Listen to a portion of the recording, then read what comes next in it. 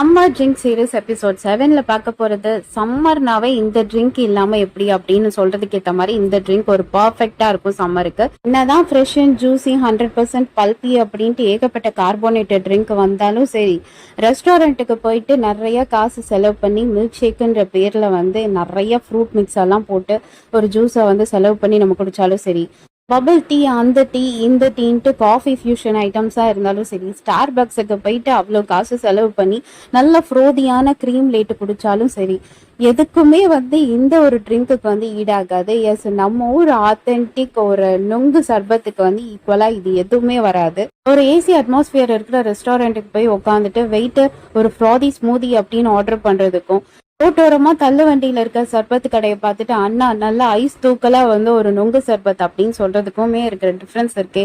அனுபவிச்சு பார்த்தவங்களுக்கு தான் தெரியும். ஸோ இந்த ட்ரிங்கோட டீடைல் ரெசிபி கீழே டேக் பண்ணியிருக்கேன், பார்த்து சப்ஸ்கிரைப் பண்ணுங்க.